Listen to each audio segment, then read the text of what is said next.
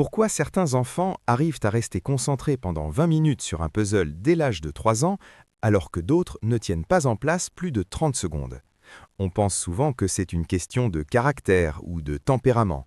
Mais si je vous disais qu'au Japon, cette capacité d'attention n'est pas un don de la nature, mais le résultat d'une approche radicalement différente des premières années de vie. Oubliez les écrans et les applications éducatives.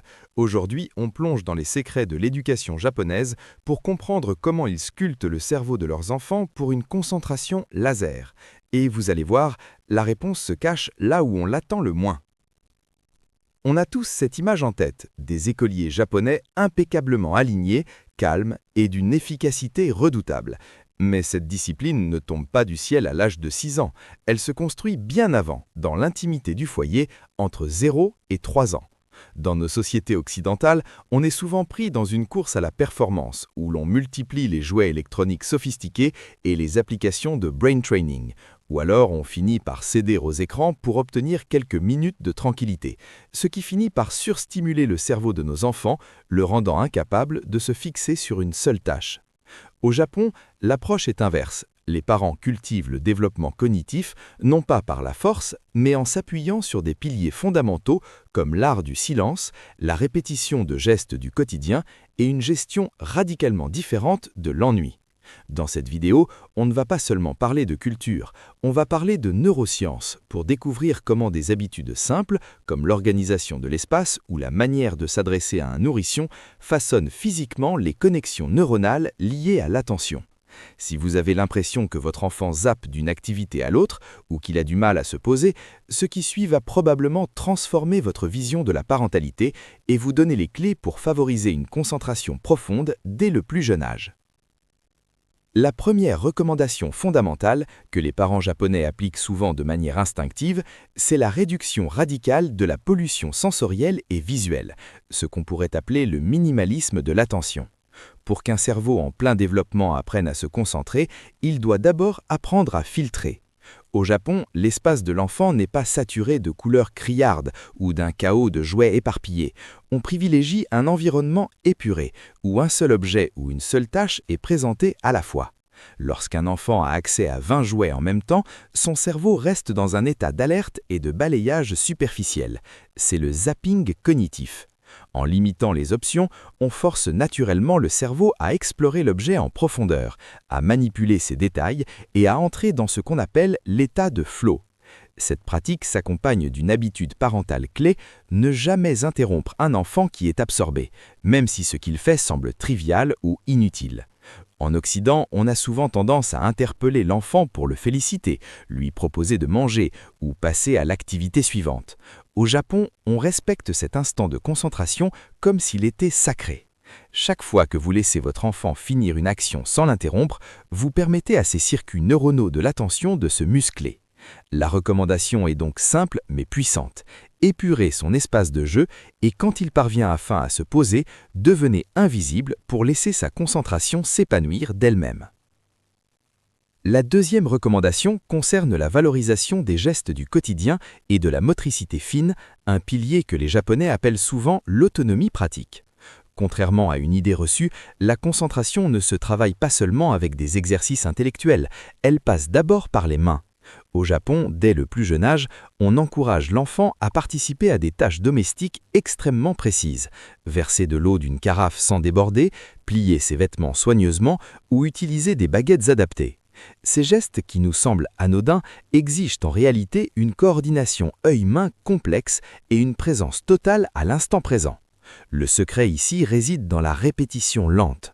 Là où nous avons tendance à faire les choses à la place de l'enfant pour gagner du temps, le parent japonais va décomposer chaque mouvement et laisser l'enfant répéter le geste des dizaines de fois, sans le presser.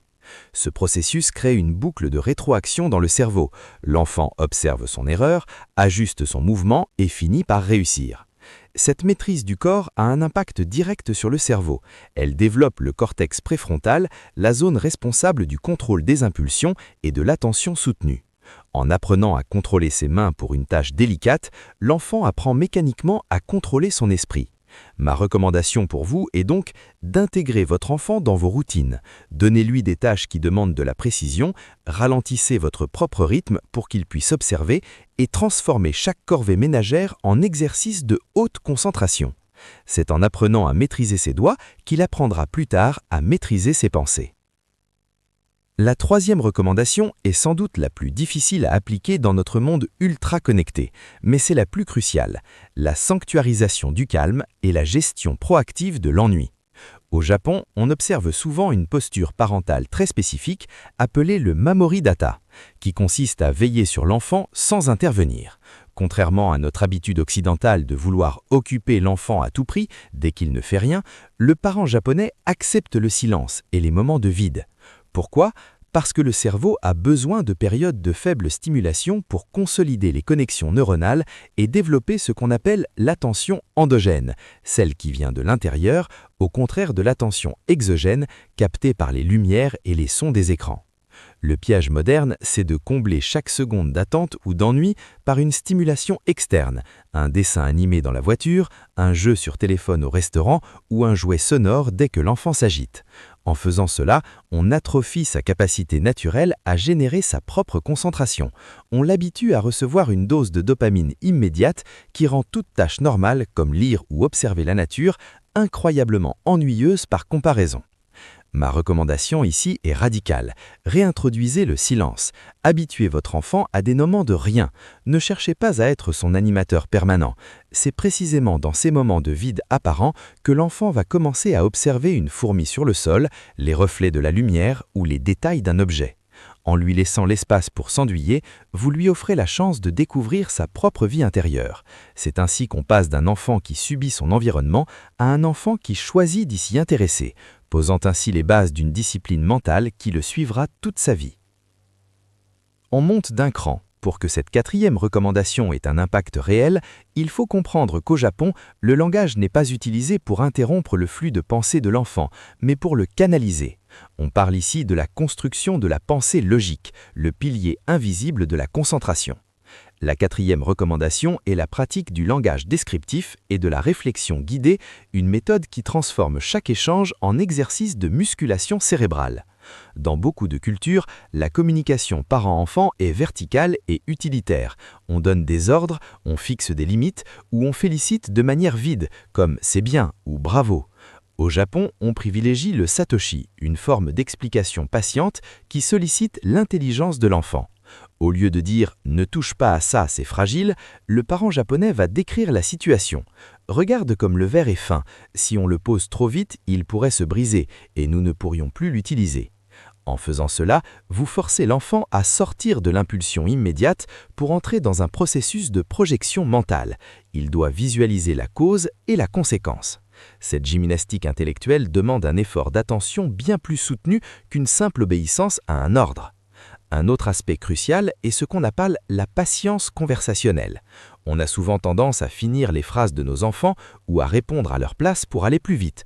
Le parent japonais, lui, laisse des silences. Si l'enfant bloque sur un problème, au lieu de donner la solution, il va poser une question ouverte. D'après toi, quelle pièce pourrait aller dans ce coin ? Cela oblige l'enfant à maintenir son focus sur le problème au lieu de lever les yeux vers l'adulte pour obtenir la réponse facile. C'est ce qu'on appelle muscler la mémoire de travail. Pour répondre, l'enfant doit garder en tête l'objectif, le puzzle, l'obstacle, la pièce qui manque et chercher une solution. Plus vous pratiquez ce type d'échange, plus vous augmentez la RAM du cerveau de votre enfant. Ma recommandation concrète, devenez un commentateur sportif de la vie de votre enfant. Décrivez ses actions sans les juger. Je vois que tu essayes de placer ce cube de ce côté, c'est difficile parce qu'il bascule. Cela lui donne le vocabulaire pour comprendre ses propres blocages. En structurant son langage et en lui laissant le temps de chercher ses mots et ses solutions, vous construisez une architecture mentale capable de rester focalisée sur des problèmes complexes bien après que l'excitation de la nouveauté soit passée. C'est là que se joue la différence entre un enfant qui abandonne au premier obstacle et celui qui possède la discipline mentale pour persévérer. La cinquième recommandation touche à un aspect sociologique fascinant de l'éducation japonaise, l'apprentissage par l'observation et l'imitation silencieuse, ou ce que les Japonais appellent le mite manabu, apprendre en regardant. Dans nos modèles éducatifs, nous avons tendance à être très professeurs. Nous expliquons, nous donnons des consignes, nous utilisons beaucoup de mots pour diriger l'attention de l'enfant. Au Japon, on considère que la parole peut être une distraction. La véritable concentration s'acquiert en apprenant à observer le modèle adulte avec une attention quasi méditative. Dès le plus jeune âge, on attend de l'enfant qu'il regarde sa mère ou son père accomplir une tâche, que ce soit cuisiner, ranger ou un geste artisanal, sans que l'adulte ne donne forcément d'explication verbale constante. Cette méthode repose sur les neurones miroirs. Lorsque l'enfant observe intensément un geste précis, sans être interrompu par des flux de paroles, son cerveau répète mentalement l'action. Cela crée une forme de concentration profonde et immersive qu'on ne retrouve pas quand l'enfant attend simplement des instructions. C'est l'idée que le savoir ne se transmet pas par l'oreille, mais s'absorbe par le regard. Le secret ici est de transformer vos activités quotidiennes en démonstrations silencieuses. Si vous voulez que votre enfant se concentre sur une tâche, ne lui dites pas « regarde bien », montrez-lui simplement en ralentissant vos propres gestes à l'extrême. En exagérant la précision de vos mouvements, vous créez un magnétisme visuel qui captive l'attention de l'enfant. Il entre alors dans une phase d'observation active où son cerveau doit décoder chaque micro-mouvement. Ma recommandation concrète, installez des moments de transmission silencieuse. Choisissez une activité manuelle, préparez des légumes, pliez du linge, dessinez, et invitez votre enfant à simplement regarder, sans parler. Faites-le avec un soin presque rituel. En faisant du silence une condition de l'apprentissage, vous apprenez à votre enfant que la concentration n'est pas un effort pénible, mais un état de présence totale. C'est en développant cette capacité à observer les détails qu'il développera la patience nécessaire pour les apprentissages scolaires plus abstraits. Vous ne lui apprenez pas seulement à faire, vous lui apprenez à voir. La sixième et dernière recommandation est sans doute la plus fondamentale, car elle est le socle sur lequel reposent toutes les autres, la sanctuarisation absolue du sommeil comme levier de neurodéveloppement. Au Japon, le sommeil de l'enfant n'est pas vu comme une simple période de repos ou une commodité pour les parents, mais comme un processus biologique sacré pour la consolidation du cerveau. C'est durant ces heures de sommeil profond que le cerveau de l'enfant effectue son nettoyage métabolique et surtout qu'il transforme les expériences de la journée en souvenirs et en compétences. Un enfant qui manque de sommeil ou dont le sommeil est fragmenté par des horaires irréguliers n'est pas seulement fatigué, il est biologiquement incapable de se concentrer. Le secret japonais réside dans la constance rythmique. Alors que nous avons tendance à varier les heures de coucher selon les obligations sociales ou les week-ends, les familles japonaises imposent souvent un cadre très strict. Pourquoi? Parce que la régularité stabilise le système nerveux autonome. Un enfant qui se couche chaque soir à la même heure développe une horloge biologique robuste, ce qui réduit le taux de cortisol, l'hormone du stress, et favorise la production de mélatonine. Sans ce calme hormonal, le cerveau reste en mode survie ou hyperalerte, ce qui se traduit par cette agitation incessante et cette incapacité à rester assis que l'on observe chez tant d'enfants aujourd'hui. De plus, il existe une pratique culturelle forte, le hanshin, le sentiment de sécurité totale, souvent renforcé par le kododo ou une présence rassurante au moment du coucher. Ce sentiment de sécurité diminue l'anxiété de séparation et permet au cerveau de plonger plus rapidement dans les phases de sommeil paradoxal, là où se consolide la plasticité cérébrale. Un enfant qui dort bien et qui se sent en sécurité a un cortex préfrontal, le siège de l'attention, bien plus reposé et donc bien plus performant le lendemain. Ma recommandation la plus importante, ne voyez plus le sommeil comme une perte de temps, mais comme la séance d'entraînement la plus efficace pour le cerveau de votre enfant. Protégez ses heures de repos avec la même ferveur que vous protégeriez sa santé physique. Éteignez les lumières bleues bien avant l'heure, créez un rituel de calme absolu et maintenez un horaire de coucher fixe, même le week-end. En offrant à votre enfant un sommeil de qualité, vous lui donnez les ressources physiologiques nécessaires pour qu'il puisse, le lendemain, mobiliser toute son attention. Sans cette base, toutes les autres méthodes de concentration ne seront que des pansements sur une jambe de bois. Le sommeil est l'architecte silencieux de l'intelligence. Pour résumer, favoriser la concentration de votre enfant ne demande pas de gadgets coûteux, mais un retour à l'essentiel à travers ces 6 piliers. Le minimalisme sensoriel, épurer l'espace pour éviter le zapping visuel, la motricité fine, utiliser les mains et les gestes du quotidien pour muscler le cerveau, la gestion de l'ennui, apprivoiser le vide et le silence pour laisser l'attention venir de l'intérieur, le langage descriptif, transformer chaque échange en une réflexion logique et patiente, l'observation silencieuse, apprendre à l'enfant à voir avant de faire, la sanctuarisation du sommeil, offrir au cerveau le repos nécessaire pour consolider ses capacités. Ce qu'il y a de fascinant avec ces principes japonais, c'est qu'ils ne s'arrêtent pas à la petite enfance. En réalité, ils s'appliquent à nous tous. À une époque où nos smartphones et les notifications fragmentent notre attention d'adulte en permanence, nous avons nous aussi besoin de retrouver ce minimalisme, ce respect du silence et cette discipline du rythme. Certes, rééduquer un cerveau adulte est plus complexe car nos circuits sont déjà tracés, mais la plasticité cérébrale n'a pas de date d'expiration. En appliquant ces routines à votre vie, non seulement vous gagnez en efficacité, mais vous devenez surtout le modèle de calme et de focus que votre enfant imitera naturellement. Si cette approche de l'éducation et du développement cognitif vous a apporté un nouveau regard, n'oubliez pas de liker la vidéo et de la partager à d'autres parents qui luttent avec l'agitation de leurs petits. C'est très important pour moi de savoir ce que vous en pensez. Est-ce que vous trouvez ces méthodes applicables dans votre quotidien ou est-ce que cela vous semble trop décalé par rapport à notre rythme de vie actuel? Donnez-moi votre avis en commentaire, je lis tout et j'ai hâte d'échanger avec vous. Et bien sûr, abonnez-vous pour ne pas manquer les prochaines immersions au cœur du développement humain. Merci d'avoir regardé jusqu'au bout et à très vite.